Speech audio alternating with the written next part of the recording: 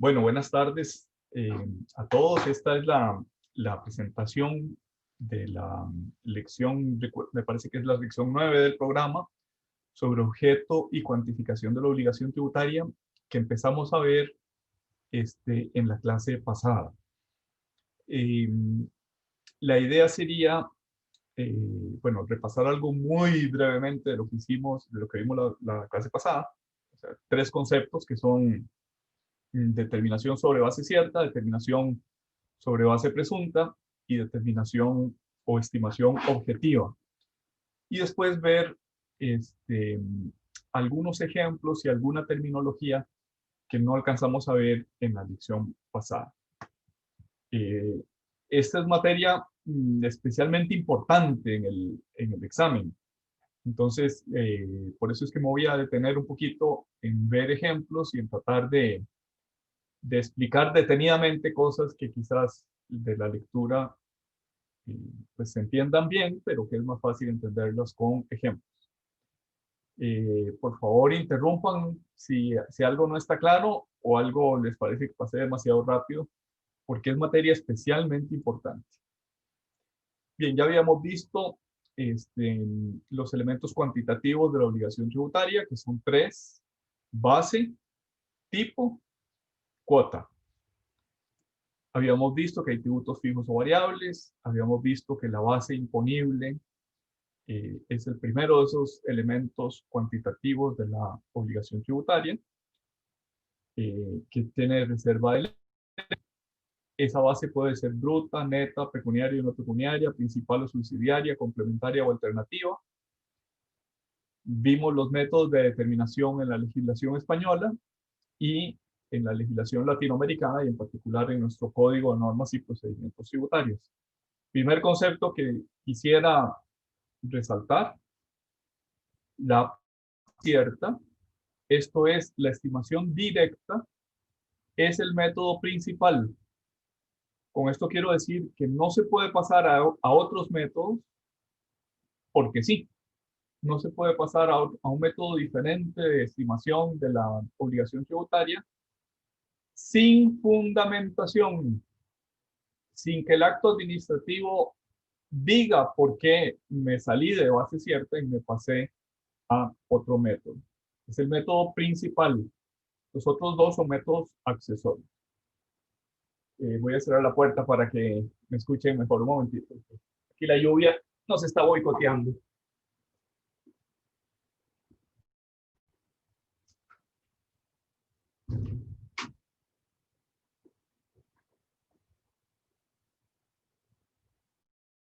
Comentamos que hay que distinguir entre los métodos y los procedimientos. Los métodos son los que están en el artículo 124. Sí, Carlos. Disculpe. Una pregunta, ¿podría repetir cuál fue el nombre de la estimación directa del método principal que había dicho anteriormente? Sí, estimación directa es lo mismo que determinación sobre base cierta. Estimación directa es el nombre que recibe en España. Bueno, y en la doctrina y en muchos manuales que ustedes verán. Pero esa estimación directa es equivalente, es sinónima de la determinación sobre base cierta. La estimación indirecta es sinónimo de estimación sobre base presunta. ¿Qué queremos decir? Queremos decir que la base cierta es una medición de la base imponible sobre elementos que tenemos certeza, como la contabilidad, como las facturas, como la información que se puede recabar de manera directa. O sea, determinación sobre base cierta y estimación directa son sinónimos. Cuando la base imponible no se puede medir directamente, por ejemplo, porque se perdió la contabilidad, por ejemplo, porque faltan facturas, o por cualquier otra razón, entonces se mide indirectamente. Y esa medición indirecta es a través de indicios o presunciones. Por eso se llama determinación sobre base presunta. ¿Claro hasta aquí, Carl? Sí, profe, muchas gracias. Ok. Adicionalmente a esos dos métodos, hay una estimación objetiva. Y esa estimación objetiva es una sustitución de la determinación sobre base cierta. Esa estimación objetiva es una sustitución voluntaria de la estimación directa, porque la estimación directa se vuelve muy cara o muy engorrosa o muy difícil de seguir en la práctica. A ver si soy capaz de explicarlo. Para la estimación directa hay que llevar contabilidad, hay que emitir facturas, hay que tener una serie de cuidados que suponen dinero. Ejemplo, aquellos de ustedes que se gradúen ya próximamente y desean ejercer en forma liberal, en forma independiente. Les puede pasar como me pasó a mí, que conseguí un préstamo, con ese préstamo mandé a pagar eh, el sello que iba a utilizar, las facturas, mandé a hacer papelería, mandé a hacer las tarjetas de presentación y pagué un mes de alquiler de la oficina y un mes de garantía del alquiler de la oficina. Y además, bueno, ya tenía una computadora, o sea que no tuve que hacer nada.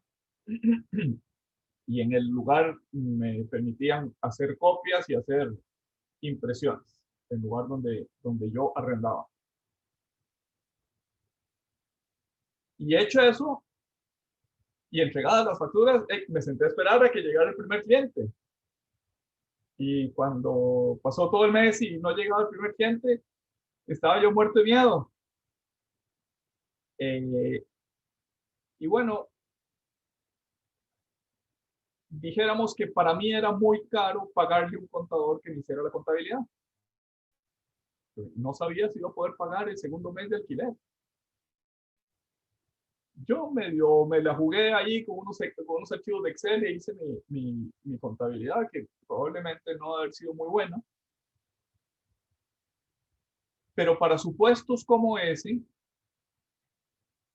algunas legislaciones prevén que se sustituya la estimación directa, la estimación sobre base cierta, es decir, la medición adecuada, ordenada, fina de la base imponible, por una estimación objetiva. Así, por ejemplo, en algunas legislaciones se dice, bueno, los profesionales recién graduados que tengan menos de 5 años de graduados, en lugar de llevar esa contabilidad y en lugar de emitir esas facturas, solo tienen que tener un archivo auxiliar de ingresos. Y el total de ingresos, por el 15%, eso es su impuesto. No se mide directamente la base cierta, tampoco indirectamente, no se mide la base imponible. De manera fina, es un aproximado. Dijéramos, esa estimación objetiva se basa en parámetros estadísticos. ¿Cuánto ganan los profesionales de menos de 5 años de graduados y cuánto es lo que les correspondería pagar? Y por tanto, a los que quieran, para ahorrarse el costo de la contabilidad y de los demás deberes formales, se pueden pasar a la estimación objetiva. Esa estimación objetiva tiene por característica que es de ingreso y de salida voluntarios.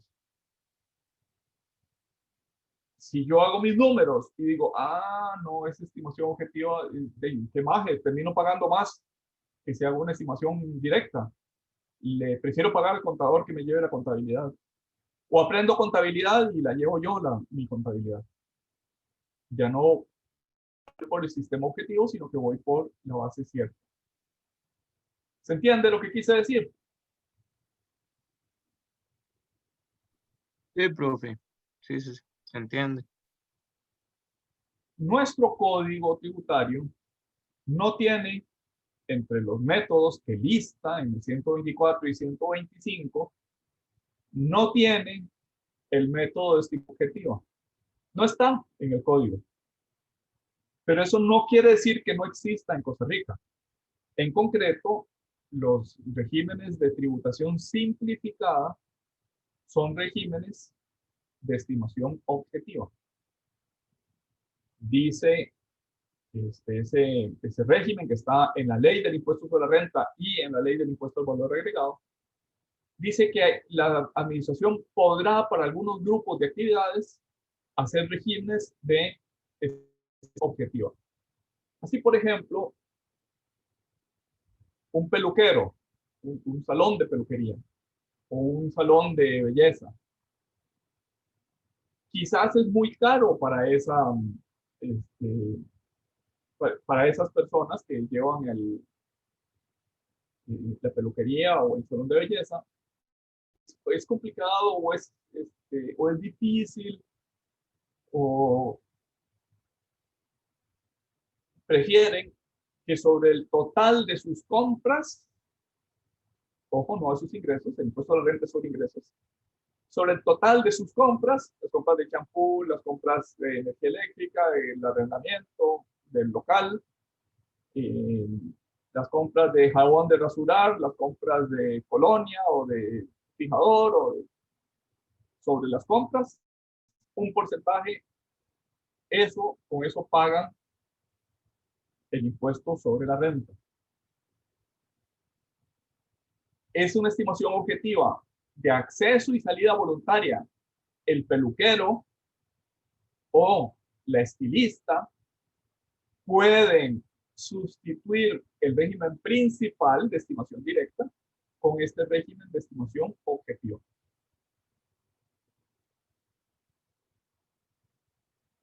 A veces esos regímenes de estimación objetiva también se establecen porque son de muy difícil fiscalización. Esto de la administración tributaria renuncia, por decirlo de alguna manera, a verificar, a fiscalizar la realidad de un determinado negocio. Ejemplo, hay un comerciante, un joyero, que vende perlas. ¿Alguno de ustedes sabe cuánto vale una perla?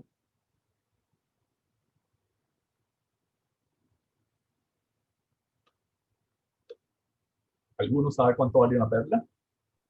No, profe, sé que son caras, más si son no cultivadas, sino recolectadas naturalmente.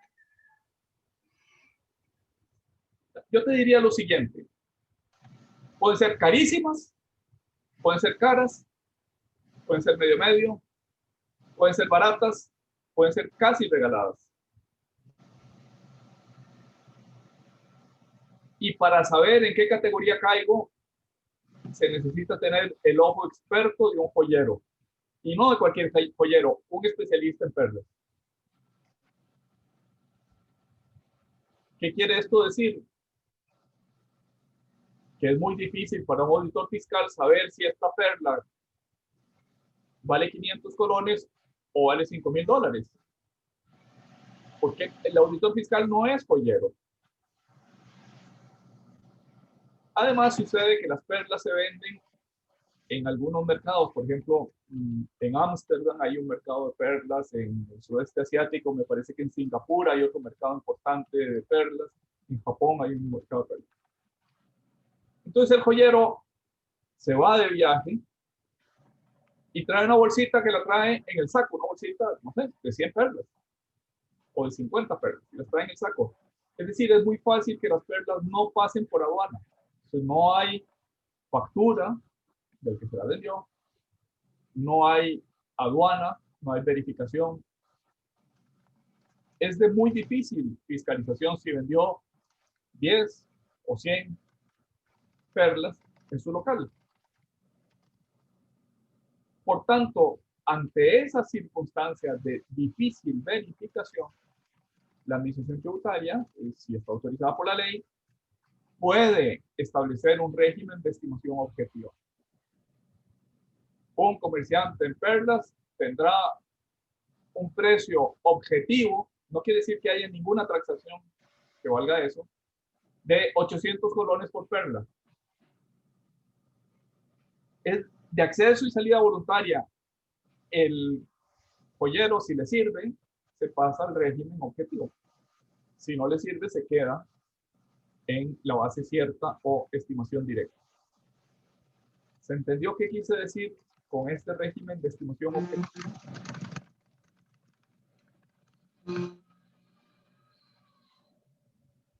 Creo que Juan José quería decir algo, ¿no?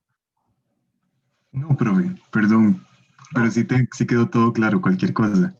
Bueno, ok. Vamos a pasar, esto ya lo habíamos visto. Ok, entonces la estimación directa no utiliza ni índices ni presunciones, sino de modo indirecto mide la base imponible. Normalmente a través de la contabilidad. Típicamente el impuesto de ventas y el impuesto sobre la renta son impuestos que se basan necesariamente en la contabilidad, en la estimación directa o base cierta. Desde ese punto de vista suele decirse que las reglas contables, las normas internacionales de contabilidad, las reglas contables que aprueba el Colegio de Contadores, tienen relevancia jurídica. Esto es, son igualmente exigibles, están incorporadas al ordenamiento jurídico.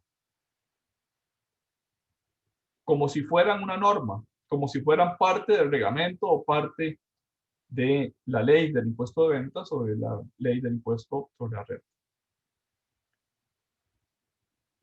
Son reglas técnicas que están incorporadas a las reglas jurídicas. O mejor dicho, reglas técnicas que adquieren obligatoriedad jurídica. Esto ya lo vimos, esto ya lo vimos. Ok. Bien, dice el artículo 53 de la Ley General Tributaria Española que la base presunta, bueno, quise decir que la estimación indirecta, porque esa es la terminología que se usa en España, traducida a Costa Rica, la base presunta, es lo mismo, repito, es una equivalencia total, tiene carácter subsidiario. ¿Qué quiere decir subsidiario? Solo cuando el principal no puede ser utilizado. Y además está condicionado, sujeto a que se cumplan ciertas condiciones. Ejemplo, que no se presente declaración, entonces la administración tributaria puede acudir a estimación indirecta o base presunta. O que la declaración presentada esté incompleta o sea inexacta. ¿Cómo que es inexacta? Por ejemplo, si yo tengo información de terceros y veo que aquí faltan operaciones de declarar, entonces puedo irme a la estimación indirecta. Cuando hay resistencia, obstrucción, excusa o negativa a la actuación del inspector fiscal. El inspector dice, bueno, muéstrame su contabilidad y no se la muestra. Deme sus facturas y no se las presento, le presento solo unas cuantas. Cuando en la contabilidad haya incumplimiento sustancial de las obligaciones. Dice ahí contables o registrales. Ese registrales no se refiere al registro público, sino al registro de las operaciones contables, al registro en la contabilidad. Ejemplo, la ley del impuesto sobre la renta permite, dos métodos de depreciación. Una depreciación en línea recta y una depreciación por la suma de los dígitos. Tal vez no hace falta decir en qué consiste cada una, pero dijéramos que la segunda es una depreciación acelerada, mucho más rápida que la línea recta.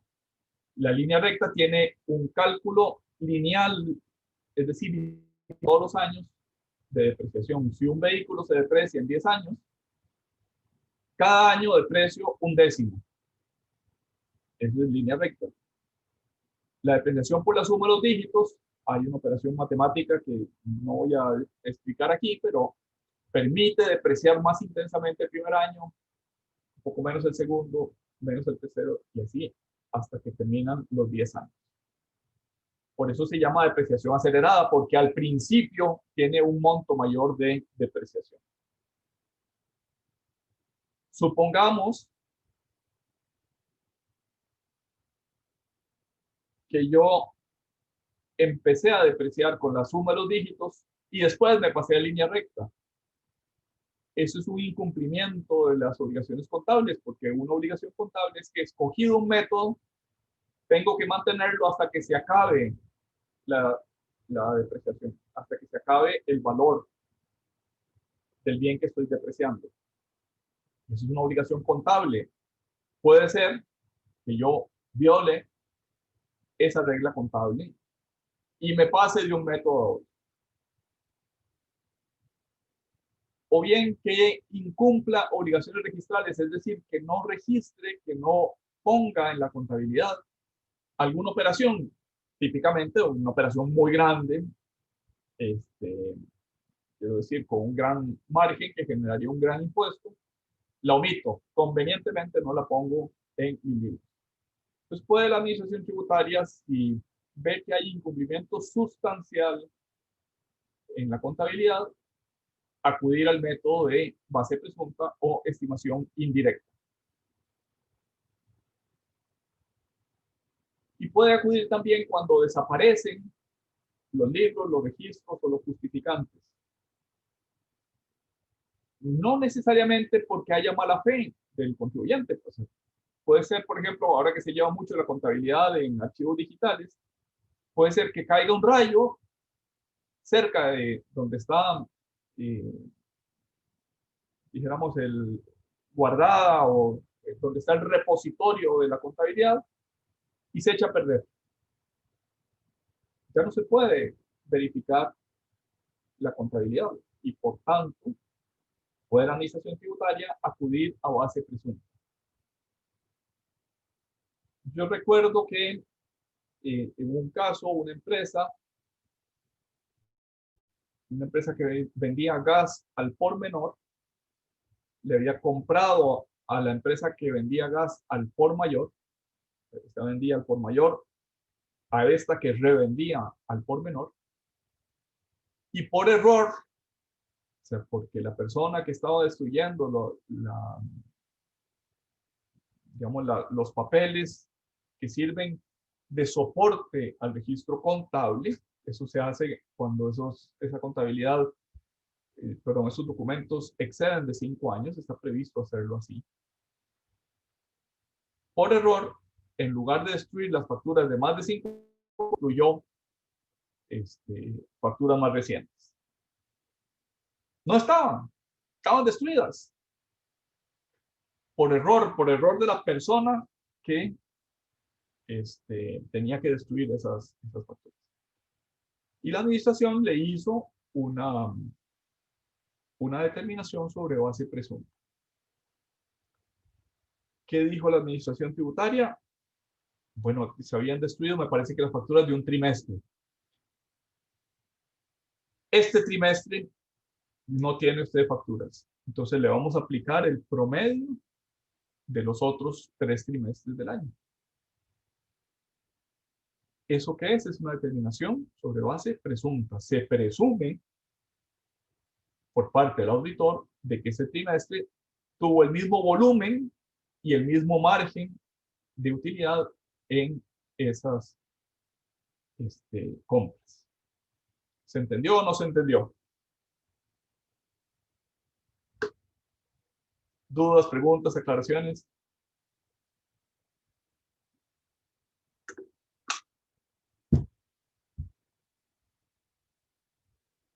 ¿Nadie se anima? ¿Cómo se hubieran defendido si les hacen una determinación sobre base presunta? Y a ustedes les parezca excesiva, obviamente.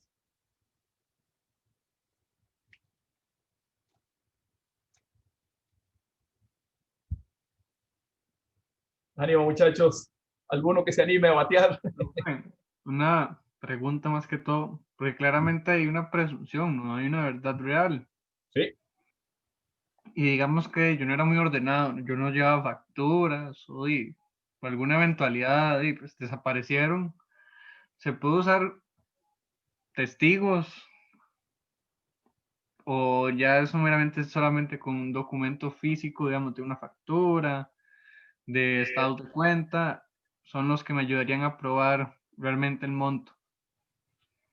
Están, en realidad, las presunciones se pueden valer de cualquier indicio, de cualquiera. O sea, ¿qué es lo que se necesita? Que el indicio sea racional.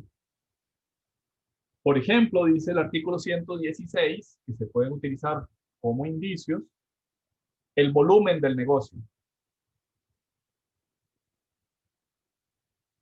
¿Alguien se anima a decirme por qué el volumen del negocio? Pero primero que todo, se refiere a volumen, pues, claramente no será qué tan grande es físicamente, porque un negocio puede ser físicamente de 2 metros por 2, pero puede vender mucho. Entonces se refiere a volumen en el sentido de venta. Uh-huh. Ok. Y ¿Por creo que qué, es por qué el el volumen? volumen se puede relacionar con la capacidad económica. Ajá, ¿cómo? O sea, como vende, le entra. Ajá. Yo diría lo siguiente. Si este contribuyente tiene 100 millones de colones de volumen de negocio y este otro tiene 100 millones de colones, es razonable pensar que este tiene el mismo margen que este otro si están en el mismo ramo del negocio. Por ejemplo, si este es un hotel en Jacó y en el Pacífico hay otros 20 hoteles y la administración tributaria tiene la información de estos otros 20 hoteles, puede decir, este hotel ganó tanto si tuvo este volumen de negocio. Le aplico el mismo margen o la misma ganancia que los otros 20, que el promedio de los otros 20. ¿Se entendió o no se entendió?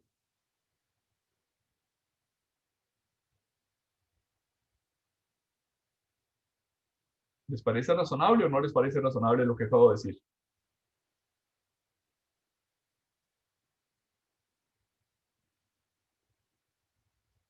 Profe, lo que suena razonable porque por la misma zona y demás, pero puede que el negocio en particular le esté yendo muy mal, tal vez sea el que más bien menos venda, Ajá, o más bien salga ganando porque tal vez es el más exitoso de la zona.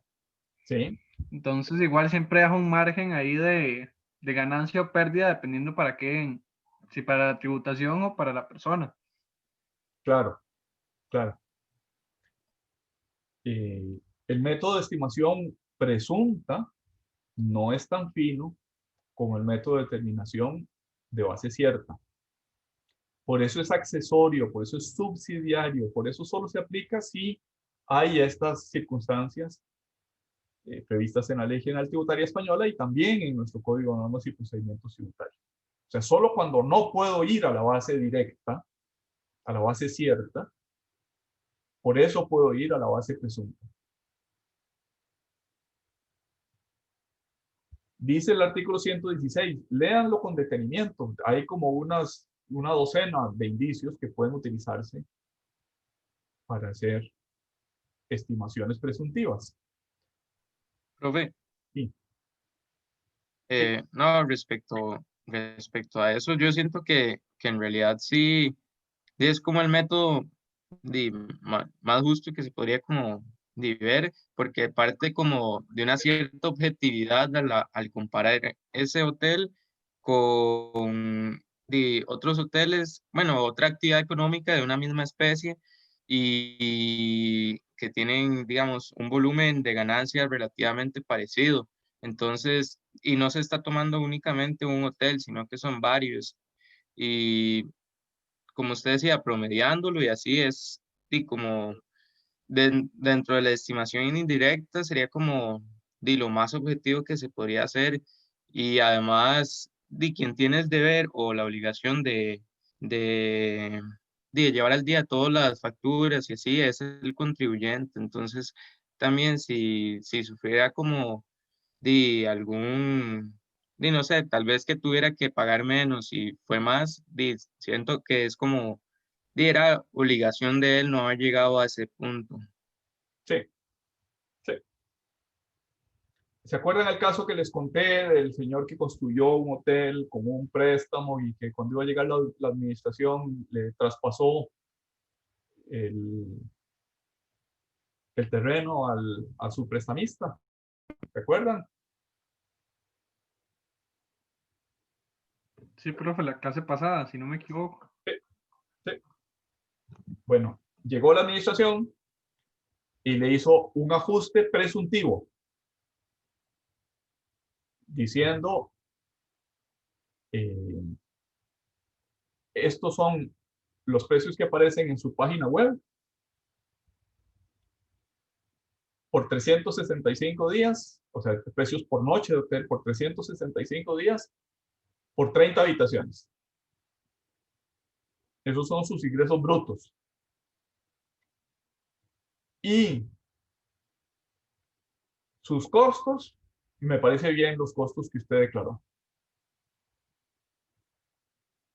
¿Qué les parece eso que hizo la administración tributaria?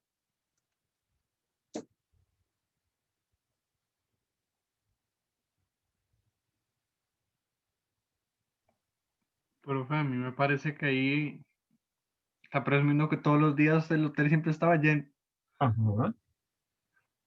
¿Cómo se defiende la empresa Y de una estimación presunta?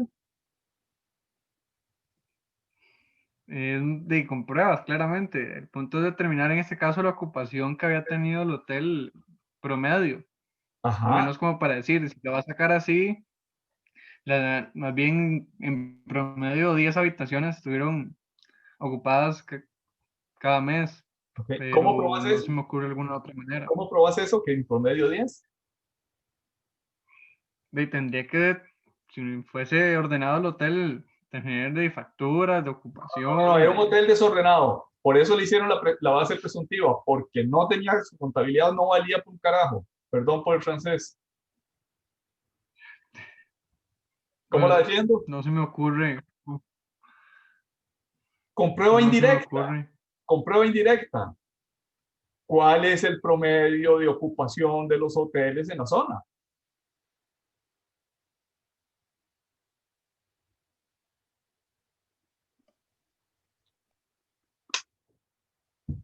Más prueba indirecta.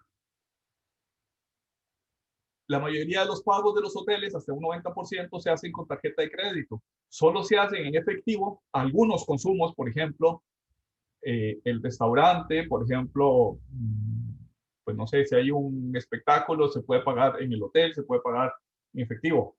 Pero la gran mayoría de, eh, de pagos a los hoteles, más de un 90%, se hacen con tarjeta de crédito. Pido el informe de la tarjeta de crédito. Le pido a Credomatic que me acredite o que me pruebe cuántos pagos recibí yo por cuántas noches. Es prueba indirecta, no está la contabilidad, pero hay algún elemento de base cierta que es mejor base para la presunción. En este caso, además, en concreto, resulta que, aunque el hotel tenía 30 habitaciones, durante 6 meses, un porcentaje importante, ahorita no me acuerdo, tal vez 12 o 14 habitaciones, habían estado en obras. Entonces, para defender ese hotel, presento los permisos de construcción. Mire, esta habitación no estaba disponible porque no estaba ocupada, porque estaba en construcción.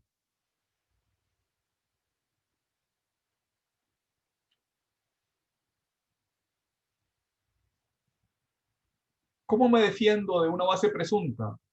Si me están aplicando la base presunta, tengo los elementos para probar directamente. Si no, sería obligatorio estar en base cierta. Como no tengo los elementos, me voy a base presunta. ¿Cómo se combate la presunción? ¿Cómo se combate la estimación indirecta? Se combate de dos maneras. Con prueba indirecta, o sea, prueba, las presunciones funcionan siempre si A, entonces B. Si 30 habitaciones por 70% de ocupación promedio a $200 la hora, perdón, la noche, tanto de renta bruta. Si A, hay algunos elementos que hay que probar, el número de habitaciones, el porcentaje de ocupación, el precio por noche por habitación, para obtener un resultado que no sabemos, que lo presumimos. ¿Cómo pruebo en contrario? Pruebo de esta base no se deduce esta presunción. Por ejemplo, usted me está poniendo la estimación, el promedio de ocupación de la temporada alta, me está poniendo el promedio de ocupación de Semana Santa, Navidad, Año Nuevo. Pero en octubre, que es el mes que me falta en la contabilidad, el hotel prácticamente estuvo cerrado por lluvias. La temporada verde, que es la temporada donde se hacen las reparaciones del hotel, no hubo ingresos.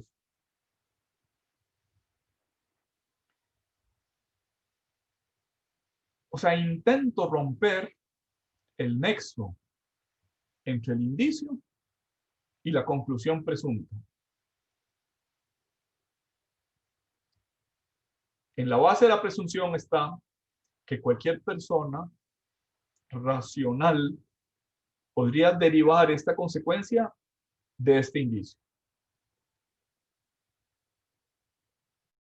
Ejemplo, una casa nueva construida por un ingeniero de buena reputación, pregunta, ¿amenaza ruina?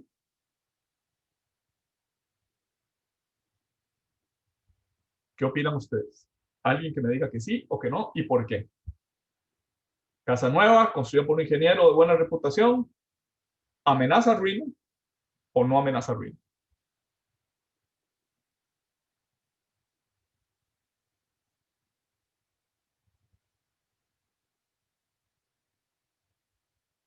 Ánimo, muchachos y muchachas.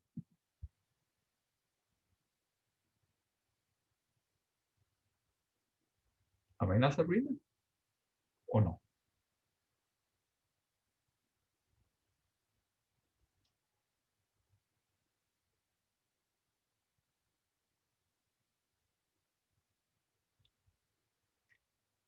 Yo diría que no amenaza ruina, porque de acuerdo con la experiencia normal, si la casa es nueva y está construida por un ingeniero bueno, estructural, de prestigio, esa casa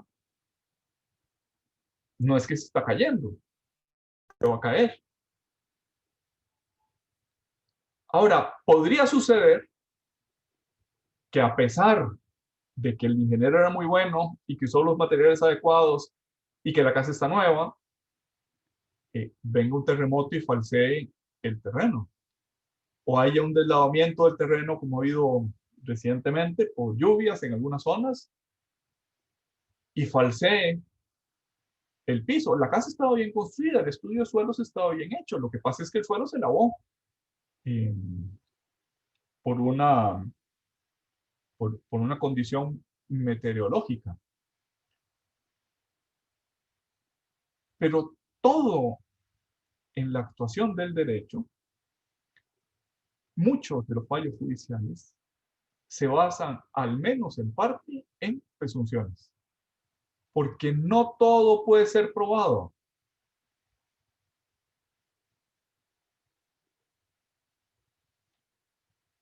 Ejemplo.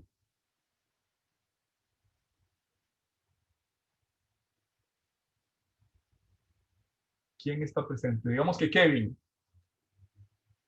Pruébeme que usted no estaba ayer en Punta Arenas.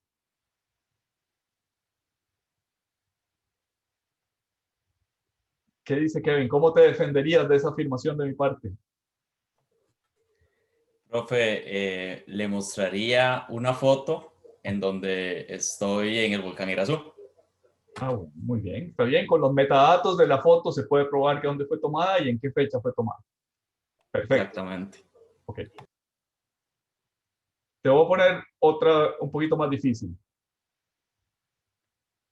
Probame que no distribuís marihuana.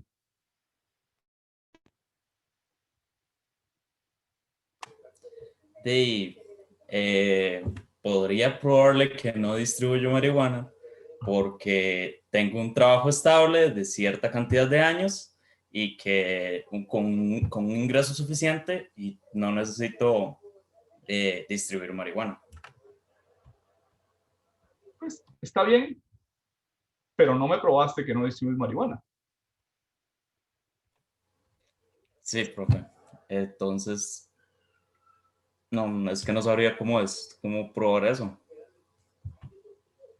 Los procesalistas dicen que la prueba negativa es una eh, prueba muy difícil de conseguir.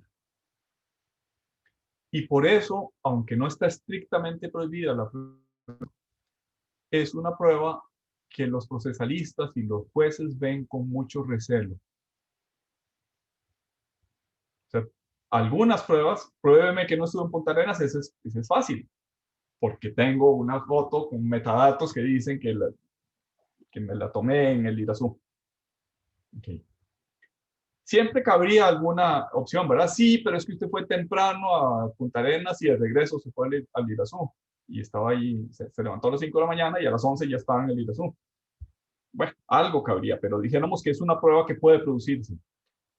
En cambio, otra prueba de conducta, o las pruebas que se refieren al fuero interno, a lo que pienso, esas son más difíciles de probar.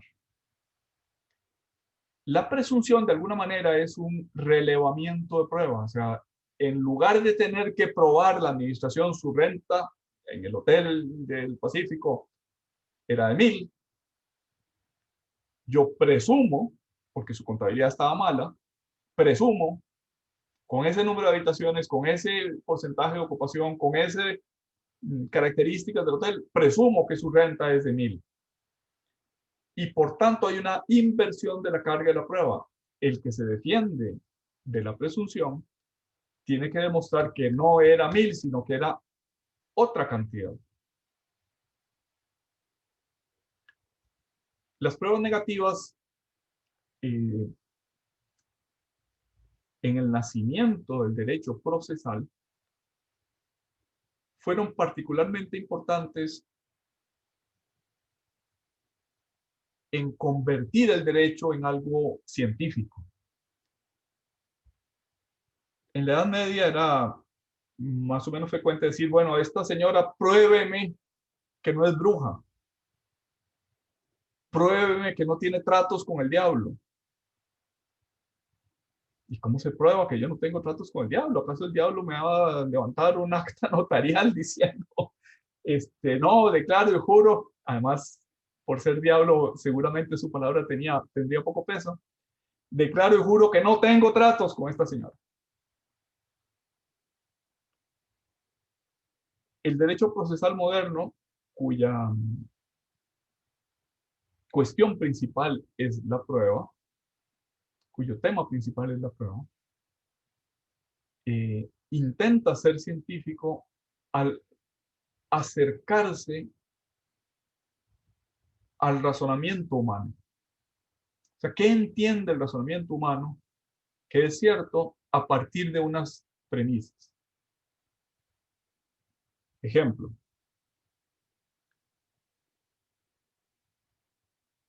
Napoleón le había encargado a una comisión que redactara el Código Civil.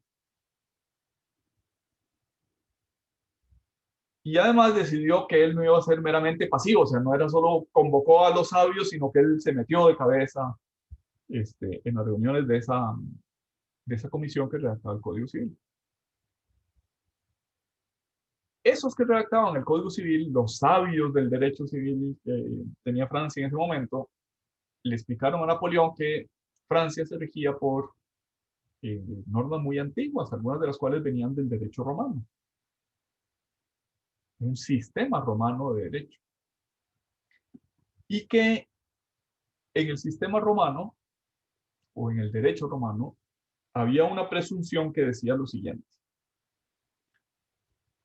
El hijo de la viuda, nacido dentro de los 9 meses de su viudez, se reputa, se dice, se afirma que es hijo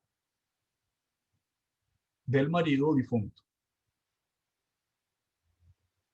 ¿Se entiende la presunción?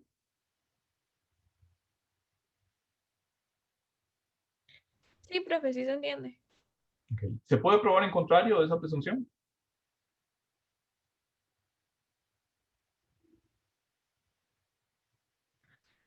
Ahora con un examen de ADN, pero antes no sé cómo hacían, profe. Pensemos en el siglo XIX. ¿Se puede probar o no se puede probar? ¿No? ¿Cómo que no? Bueno, si fuera como de otro color de piel o algo así, tal vez cabría, pero no sé. No. Era una francesa casado con un de la Legión extranjera que estuvo los 2 últimos años antes de morir fuera de Francia. Y la francesa estuvo en Francia.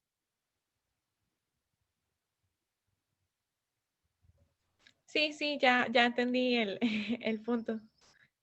Okay.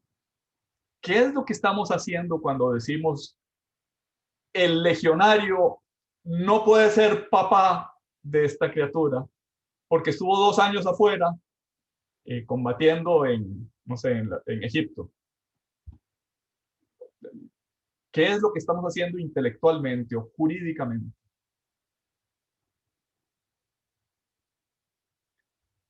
Estamos rompiendo el nexo lógico que hay implícito en la presunción. El hijo de la viuda se presume hijo del difunto porque lo normal es que el hijo de la viuda sea hijo del difunto marido. ¿Es razonable pensar eso? Sí, es razonable. ¿Pero se puede romper el nexo? Sí. En tiempos modernos es mucho más fácil con los exámenes de ADN. En tiempos anteriores, pues habría otras medios de prueba. Por ejemplo, que estuvo 2 años fuera. Era imposible que fuera hijo del legionario. O porque el francés tuvo cáncer testicular y le cortaron los testículos para salvarlo de ese cáncer.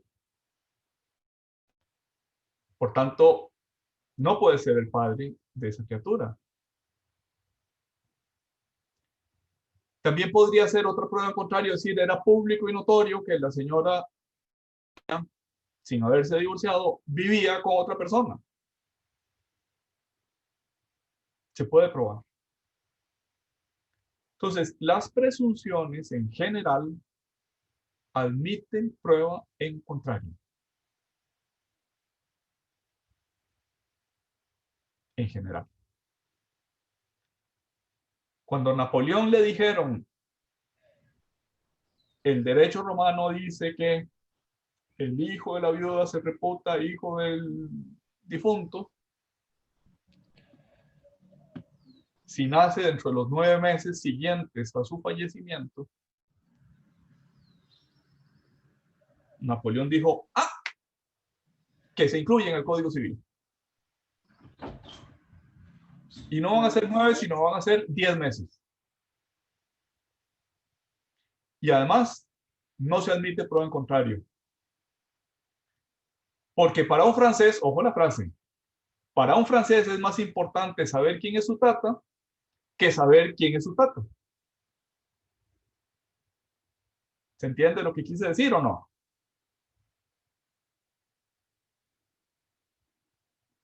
¿10 meses? Y no admite prueba en contrario. ¿Por qué dijo Napoleón esto? Porque le interesaba más la certeza jurídica que la verdad de los hechos. Interesa más, eso decía Napoleón, podemos estar a favor o en contra de lo que él decía, interesa más que el francesito tenga certeza de quién es su padre o de quién se reputa su padre, que sepa quién fue realmente su padre. Y ahí nos movemos del terreno de la presunción y nos pasamos al terreno de la ficción. ¿Qué es la ficción? Es una verdad formal, una verdad que hay en la norma, que no coincide y más bien con frecuencia contradice la verdad real. Contradice la verdad de los hechos, la verdad fáctica. En derecho tributario hay ficciones. Y esas ficciones casi siempre son inconstitucionales, en la medida en que impiden medir adecuadamente la capacidad económica. En el caso de nuestro hotel del Pacífico Central, si la ley estableciera, hay una ficción de rentabilidad del 100% sobre los ingresos y no se admite prueba en contrario, eso ya no es una presunción, sino que es una ficción que se aparta de la verdad real porque no existe ningún negocio que tenga el 100% de utilidad sobre los ingresos. Es lo mismo que decir, este negocio no tiene costos y todos los negocios tienen costos.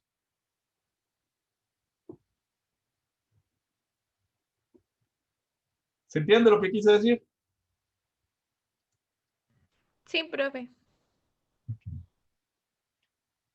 Entonces, las presunciones, no las funciones, pero no las ficciones, las presunciones tributarias siguen el esquema de la presumptio hominis, de las presunciones humanas.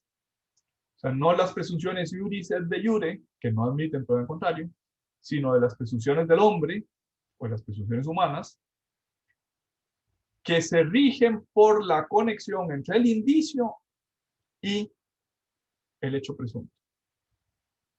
El hecho base y el hecho presunto Profe. están ligados, ya te doy la palabra, están ligados por una conexión lógica, de tal manera que siempre que ocurre el hecho base, siempre o mayoritariamente ocurre el hecho presunto. Sí, perdón, ¿quién preguntaba? Yo, profe Luis. Dígame. Supongo, lo prefiero preguntar, todo esto igual tiene que ir acorde a los principios constitucionales. Siento Sí. que a veces las presunciones se pueden rayar en puntos en que al final la persona digo, no, hombre, aquí me están más bien cobrando de más. Sí. Pero en la práctica, ¿qué tanto se guardan esos principios? No siempre se guardan, por eso es que yo tengo alguna experiencia en esa materia, porque he litigado con suerte dispare, he ganado alguna y he perdido otras. Y lo que interesa es que el juez vea la razonabilidad entre el indicio y la consecuencia. Tal vez un ejemplo explica lo que quiero decir. El almacén A era un almacén que se dedicaba a vender materiales educativos. Vendía cartulinas, vendía reglas, vendía marcadores, vendía borradores, vendía tajadores, vendía todos los materiales escolares. tenía 25 años de existir.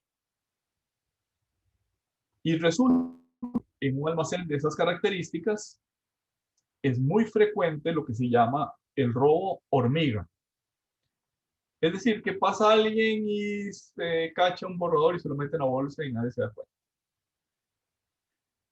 O bien que agarra un papel y lo toca y entonces el papel se echa a perder porque ya no está inmaculadamente blanco como se necesita. O agarra un lápiz y se le cae al chiquito que está con la mamá en el almacén, se le cae y se rompe. Entonces aquel lápiz ya no sirve más. ¿Se entiende qué es el robo hormiga? Esperemos que sí. Sí, sí, Sí, profe, profe. sí se entiende. Adicionalmente, a este almacén, resulta que su gerente de compras, es decir, la persona que compraba en Alemania lápices de colores y en Canadá cartulinas y en el resto de Centroamérica reglas de plástico, el gerente de compras, resulta que compraba el furgón y previamente a ir al almacén de la empresa, descargaba entre un 10 y un 20% de la mercadería en un almacén privado, o sea, en su casa, para hablarlo más claramente. Ese gerente de compras estaba estafando a la empresa.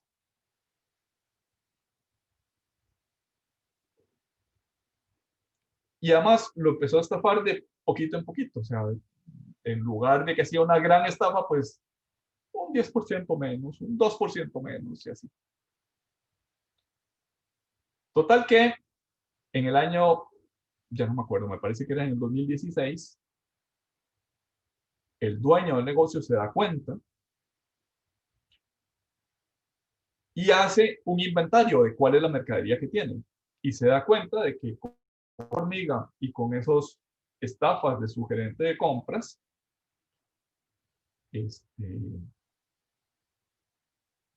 su inventario le falta la mitad de la mercadería que debería tener.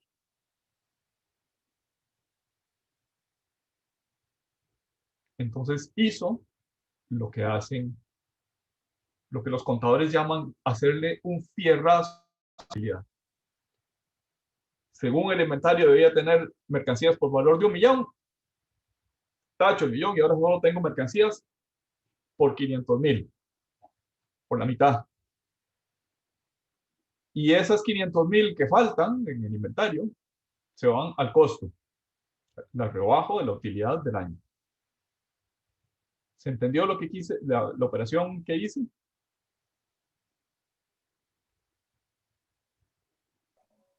Sí, profe. Solo va como una pérdida. Sí, sí, sí. Pérdida por pérdida de mercadería, por pérdida física de la mercadería, porque se la robaron. Pues bien, llega el auditor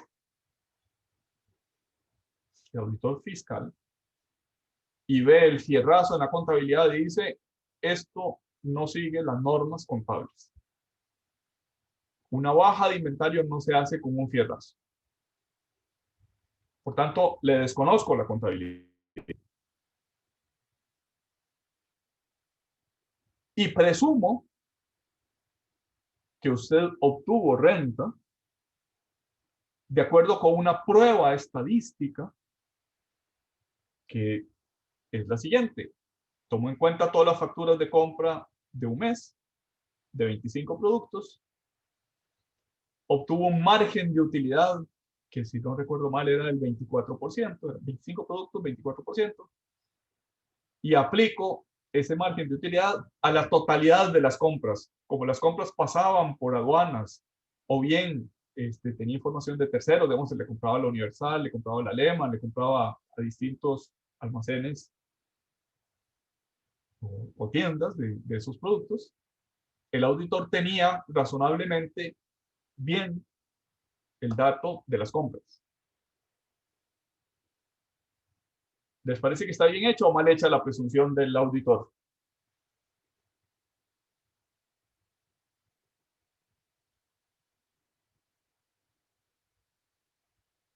Vamos, abogados, defiéndanme al almacén.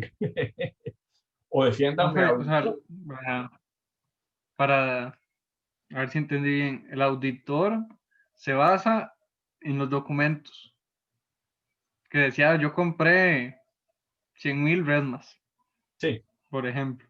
sí. Y yo como almacén, al haber hecho esa de nuevo inventario, al darme cuenta del robo hormiga y bueno, el robo hormiga supongo que siempre lo tenía en cuenta, y de que el gerente de compras me estaba estafando, yo no tengo que declarar eso, primero que todo, o en la parte del audit, o sea, decir, ¿por qué es que estoy haciendo ese cambio de inventario? Sí, ¿De dónde es que ese faltante se da? claro, pero el auditor le podía decir, sí, pero es que ese faltante de inventario se produjo a lo largo de 25 años. Y usted me lo está poniendo todo en el costo de este año. Me lo está metiendo todo contra el impuesto de este año.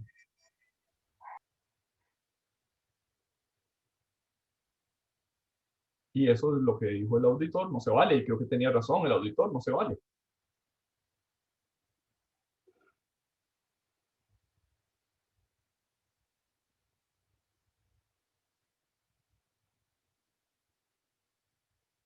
Pero mi pregunta es la siguiente. Agarró 25 productos, vio las facturas de compra, vio las facturas de venta y dijo, el almacén obtiene 24% de utilidad, de margen bruto en la venta de esos 25 productos. Por tanto, presumo que la totalidad de productos a lo largo de todo el año, como tengo todas las compras, sobre todas las compras le aplico el 24% y digo, esa es la utilidad de este almacén.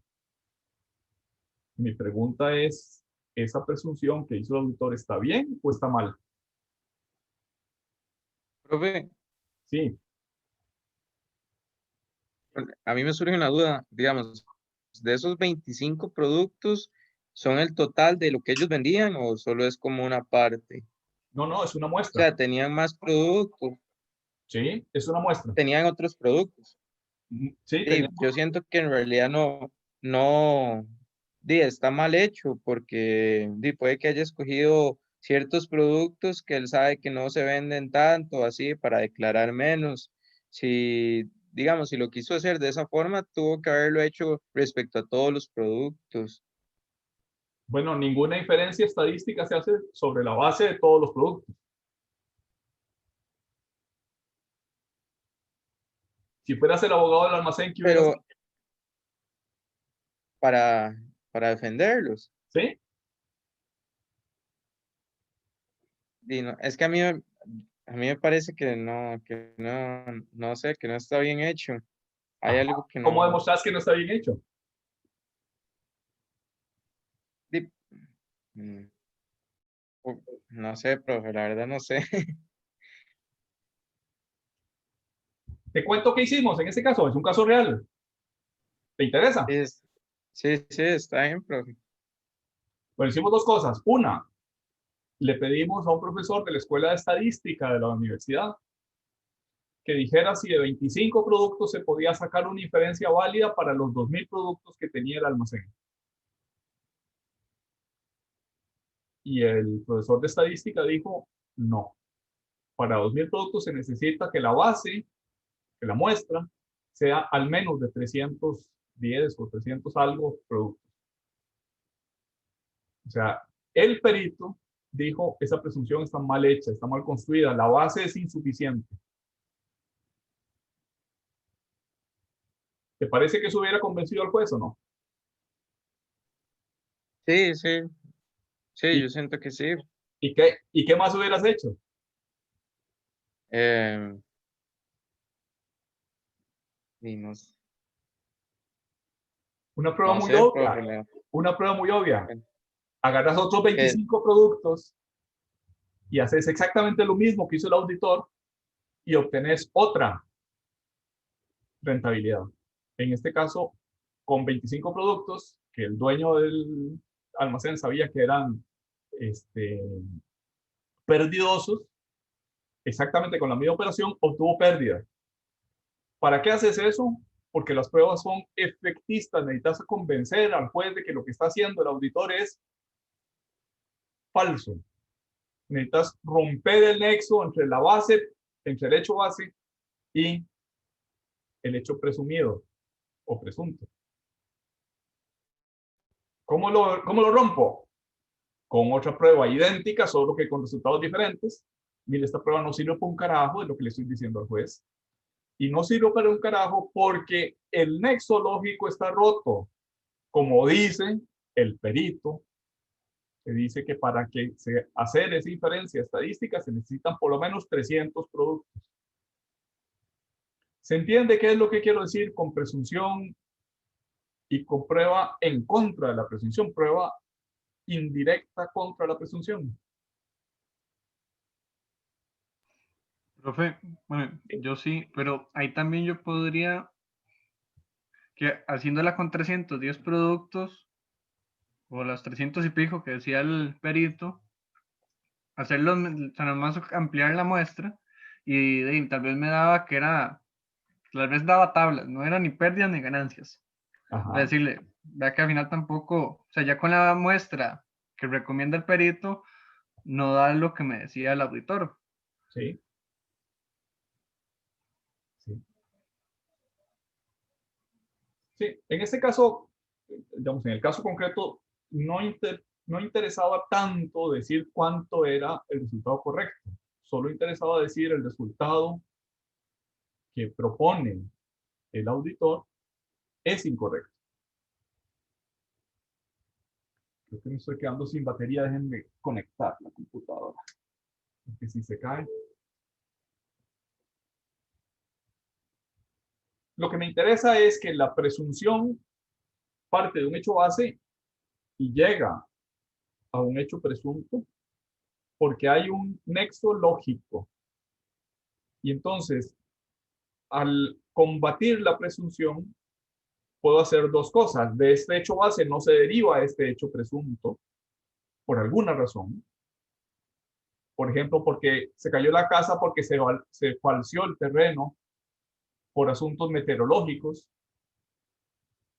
Si no hubiera sido por ese evento extraordinario, la casa no se hubiera caído.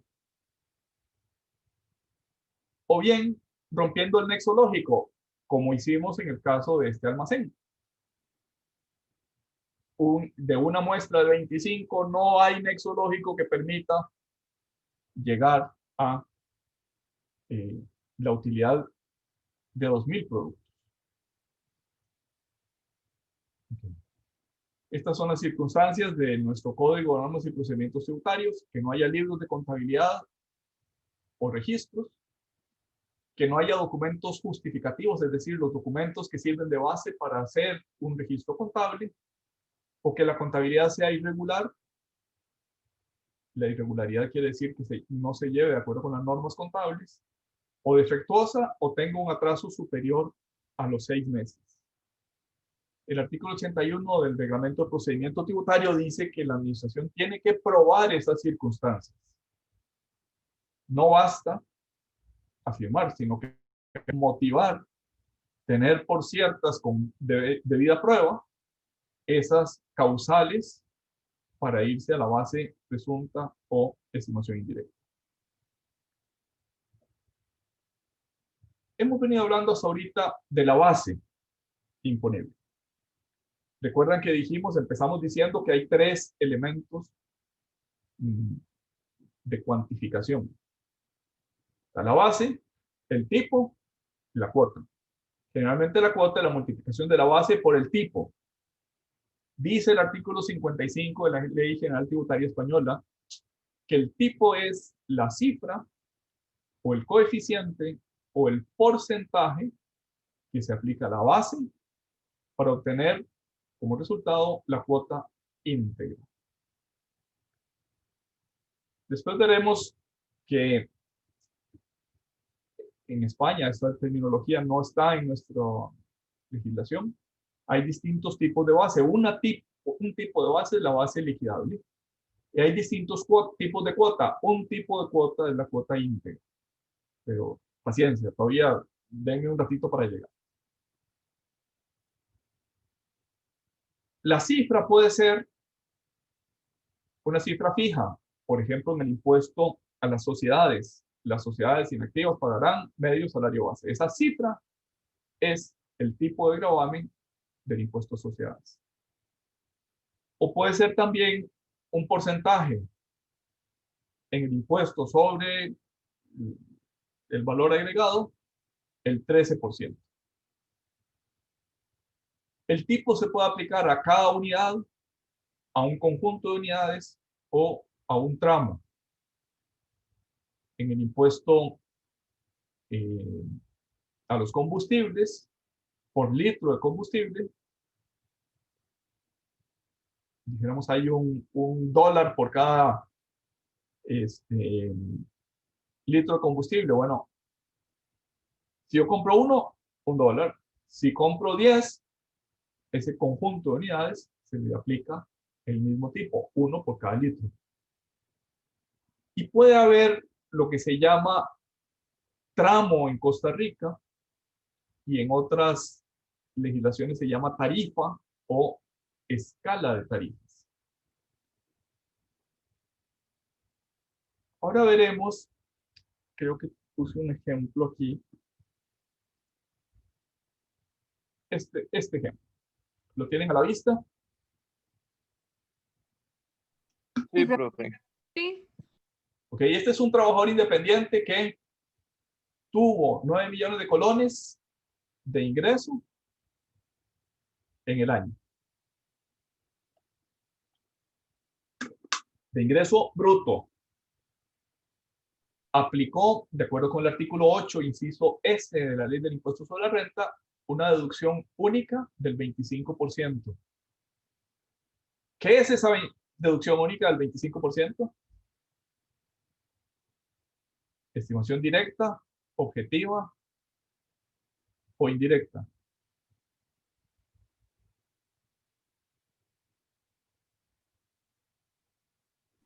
Profe, ¿no sería objetiva? Ajá, ¿por qué? Sí, bueno, así está la ley, 25 y ya. Sí, lo que dice la ley, diste exactamente en el clavo.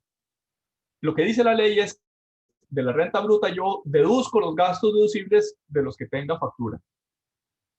O bien, sin factura, deduzco el 25% de la renta bruta. Entonces, ese 25%, ¿qué es? Es una estimación objetiva.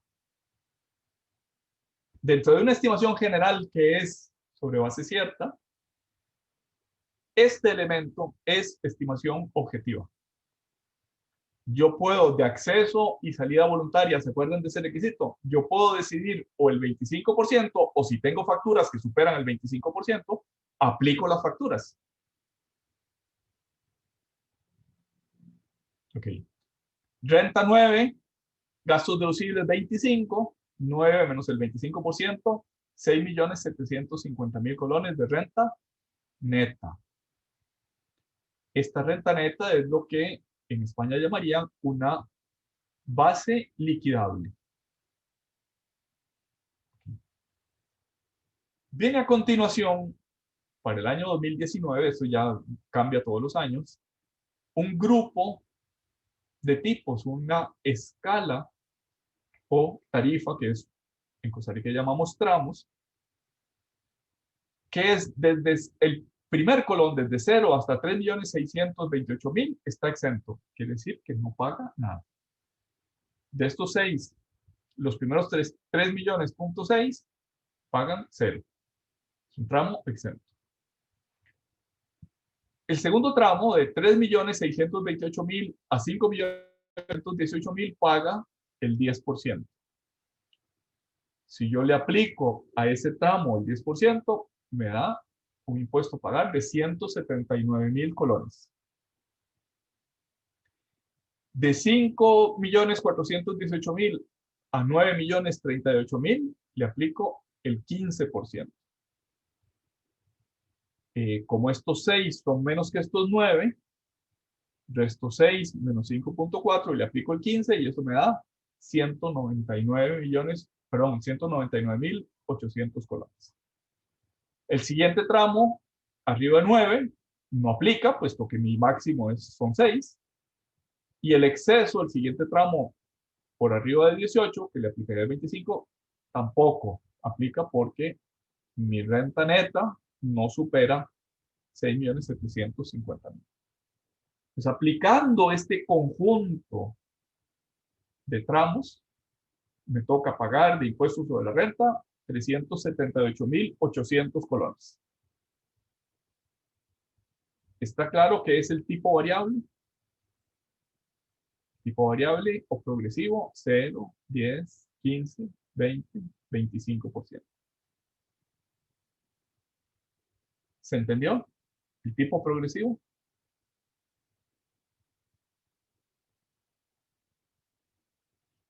Recuerden nuestra definición de progresividad. A un aumento en la base corresponde un aumento más que proporcional en el tipo y por tanto un aumento más que proporcional en la cuota. Aquí de 0 a 3 millones, 0%. Pero cuando superé 3 millones, o sea, a un aumento en la base de 3 millones, me aplica el 10%. Más que proporcional es que pasé de 0 a 10. Y si superé los 5.418.000, me pasé al tramo del 15. Por tanto, hay un aumento más que proporcional al aumento en la base. No se le aplica la misma proporción, sino más que la proporción en que creció la base. Eso es progresividad. Esos son tipos progresivos. Esta persona además le tocó pagar en seguro de enfermedad y maternidad un 6.24% y en seguro de invalidez, vejez y muerte un 7.04%. Esos tipos son tipos proporcionales. No son progresivos, son proporcionales. A un aumento en la base le toca un aumento proporcional en el tipo. Es decir, el primer colón paga 6.24 de enfermedad y maternidad y el colón 1000 paga 6.24 y el colón 5 millones paga 6.24 y los 6.750 millones pagan el mismo tipo, 6.24. En esta filmina, el impuesto sobre la renta tiene tipos progresivos y el impuesto a la seguridad social tiene tipos proporcionales. ¿Entendido cuáles son los tipos de gravamen? Progresivos y proporcionales. Lo puedo preguntar sin problema en la clase. Bien, dice la Ley General Tributaria Española que existen cuota íntegra, cuota líquida y cuota diferencial. La cuota íntegra es la que surge de aplicar el tipo de gravamen a la base liquidable según sea una cantidad fija señalada al efecto. En nuestro ejemplo, esta es la base liquidable, le aplicamos estos tipos, este conjunto de tarifas, y llegamos a esta cuota íntegra. Además resulta que hay una cuota líquida, porque la ley permite aplicar a la cuota íntegra deducciones, bonificaciones o adiciones o coeficientes previstos en la ley. Por ejemplo, resulta que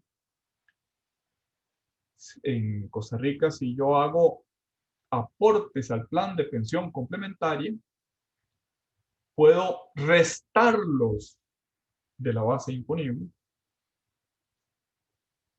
Por tanto, es una deducción. En este caso no se aplica la deducción sobre la cuota íntegra, sino sobre la base liquidable. En la siguiente filmina viene un ejemplo. Y hay también una cuota diferencial, que es la cuota líquida, menos los pagos fraccionados, es decir, los pagos a cuenta que yo hubiera hecho, menos las retenciones que hubiera sufrido, etc. Vean este ejemplo. Este es un señor, es un profesional que obtuvo 72 millones de colones de renta bruta. O sea, ganó bien el señor, ganó su buena plata. Aplicó una deducción del 25%, o sea, no tenía facturas que sumaran 18, sino que aplicó la deducción del 20%, que es una estimación objetiva. Todo este cuadro es una estimación sobre base cierta, excepto ese elemento que es una estimación, un elemento de estimación objetiva. Permite la ley que si hace aportes de pensión complementaria, se resten, se disminuyan de la base bruta. Es decir, si el señor recibió 72 millones y de esos 72 millones aplicó 7, los aportó a una pensión, a un plan de pensión complementaria, la ley se los rebaja de la renta bruta. Es como si hubiera ganado ese 10% menos. Entonces, se aplica la deducción del 25, pero se aplica una deducción adicional del 10% de aporte a pensión complementaria. El 10% exacto sería 7.271.000, etc. Pero bueno, a efectos prácticos lo que aportó fue esta suma. A esta base liquidable, a esta renta neta, le aplica estos tramos. ¿Se acuerdan que el tramo es el conjunto de tipos? Y en concreto eran tipos progresivos. Los primeros 3.549.000, 0, porque es un tramo exento. Segundo tramo, 10%. El tercer tramo, 15%. El cuarto tramo, 20%. El último tramo, 25%. Si sumo todas esas operaciones, que es sobre esta suma, aplicarle el 0, el 10, el 15, el 20 y el 25, me toca pagar de impuesto 9.485.534. Esa cuota es la cuota líquida. Pero resulta que este señor de esos 72 millones, había hecho trabajos para un ente público y le habían retenido 850.000 colones a cuenta de ese impuesto sobre la renta. Estos 9.8 millones es lo que le toca pagar. Estos 850 es lo que le retuvieron. Por tanto, ya no los tienen que pagar. Pero además, el artículo 22 de la Ley del Impuesto sobre la Renta dice que en los meses terminados, en los trimestres terminados en marzo, junio y septiembre, eso era así en el 2019, para el 2020 van a ser los trimestres terminados en junio, septiembre y diciembre. Él tuvo que hacer adelantos o pagos parciales anticipados por la suma de 3.194.997. Es decir, él le tocaba pagar 9.8 millones y en pagos parciales había hecho un total de 9.5 millones. Casi todo lo pagó con los pagos parciales. Pero además sufrió retenciones y por tanto el impuesto a final aquí es negativo. No le toca pagar 549, sino le toca que le devuelvan 549 millones. Además tenía un crédito por el cónyuge, si el cónyuge estaba a su cargo económicamente, de 26.000 colones, 880.000, y por tanto le toca que le devuelvan, no es pago final, sino es monto a devolver, 576.400. Estos 576.400 es lo que en la terminología española se llamaría cuota diferencial, que puede ser a favor o en contra del contribuyente. Profe, nada más tengo una pregunta. Dígame. ¿Podría volver a explicar los tramos? Es que en principio había entendido que según la renta neta me ubicaba en alguna de las escalas y aplicaba el porcentaje, pero veo que es una sumatoria de cada tramo, entonces no Sí. sé si lo puedo Y este explicar. señor tuvo renta neta de 47 millones. Por tanto, le aplica el primer tramo, que es un tramo exento de 3 millones. Supera el segundo tramo entre 3 y 5. Por ese tramo, paga el 10. Supera el tercer tramo, el cuarto y el quinto. El quinto es de 17 millones en adelante, paga el 25%. Pero le aplican todos los tramos. O sea, la progresividad, ¿qué quiere decir? La progresividad quiere decir que a cada aumento en la base imponible corresponde un aumento más que proporcional en la tarifa aplicable. Ah, ok, listo. Usted me dijo que podría aplicar este tramo sobre el total, 25%, ese tipo sobre el total. Eso es posible, la ley podría decirlo. Lo que pasa es que eso tiene problemas muy serios. Digamos que yo tengo 17.715.000 colones de renta neta. Y por tanto me toca pagar el 20% sobre esos 17 millones. Pero si tengo 2 colones más, me paso al tramo del 25%. Entonces ya no tengo que pagar el 20, sino el 25. Y eso es lo que suele llamarse, en la doctrina suele llamarse un error de salto. O sea, por un colón o por 2 colones que yo aumenté mi renta, aumenté desproporcionadamente el impuesto, porque pasé del tramo del 20 al 25%. Por 2 colones. Entonces, para evitar eso que se llama error de salto, las normas suelen tener estos tramos progresivos que se aplica todo el tramo, solo se aplica el tramo siguiente sobre la diferencia a partir de la cual cambio de tramo. No sé si la explicación tan complicada ayudó a entender o más bien estorbó el entendimiento. No se ayudó, profe, gracias. Okay. Bueno, aquí concluye el tema de la clase de hoy. ¿Dudas, preguntas, aclaraciones? Estoy a su disposición.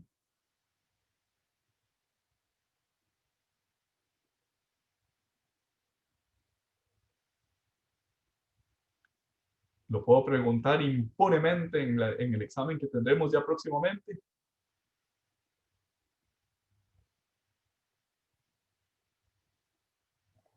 Pero por el momento no tengo dudas. Bueno, Esperemos que en el examen tampoco. bueno, qué maravilla. Si tienen alguna duda que les surja de aquí al jueves, hablamos ese jueves.